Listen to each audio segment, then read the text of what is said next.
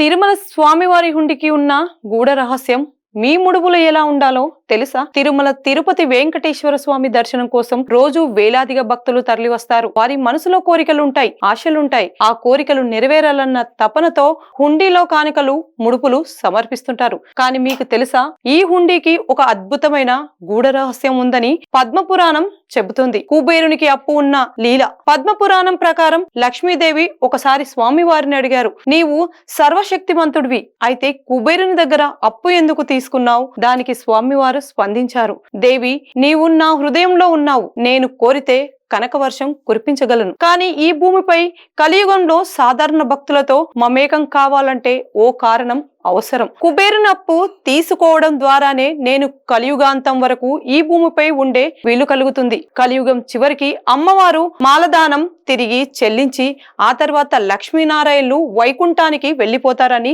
శాస్త్రాలు చెబుతున్నాయి. హుండీలో డబ్బులు 3 రకాలుగా విడిపోతాయట. తిరుమల హుండీకి భక్తులు విరాళాలుగా అందించే సొమ్ము గురించి కూడా ఒక విశేషమైన దివ్య కథ ఉంది. స్వామివారు ఆ ధనాన్ని 3 రకాలుగా వర్గీకరిస్తానని చెబుతారు. నిష్కమ పుణ్యదానం, శుద్ధమైన నాణ్యమైన మార్గంలో సంపాదించిన సొమ్ము ఎలాంటి కోరిక లేకుండా భక్తిభావంతో స్వామివారికి అర్పించిన విరాళం. ఈ సొమ్ము కుబేరుడికి వడ్డీ రూపంలో చెల్లించడానికి ఉపయోగిస్తారంట. రెండవది పుణ్యదానం, న్యాయంగా సంపాదించిన సొమ్మే కాని ఏదైనా కోరికను నెరవేర్చాలని హుండీలో వేసిన విరాళం. దీన్ని స్వామివారు అన్నదానం, వైద్య సేవలు, విద్యా కార్యక్రమాలు వంటి పుణ్య కార్యక్రమాలకు వినియోగిస్తారట.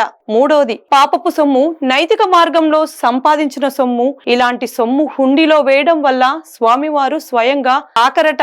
దీన్ని దుర్మార్గులు అనుకోకుండా అనుభవిస్తే వారి తరతరాల జీవితాల్లో సమస్యలు కలుగుతాయని చెబుతారు. ఇంకో రహస్యం, స్వామి ఎందుకో నిశ్శబ్దంగా ఉంటారు. ఇంకో సందర్భంలో అమ్మవారు స్వామివారిని అడిగారట, మీ స్థానాలు సొమ్ములు దొంగతనం జరుగుతుంటే మీరు ఎందుకు చూస్తూ ఉంటారు? అప్పుడు స్వామివారు చెప్పిన సమాధానం అత్యంత గాఢార్థం కలిగి ఉంది. భక్తులు ఏ ధనం భాగంలో విరాళం ఇస్తారో దానికి తగిన ఫలితాన్ని నేను ఇస్తాను. ధర్మపాలకుల చేతుల్లో పాపపు ధనం ఉంటే అది వారికే శాపంగా మారుతుంది.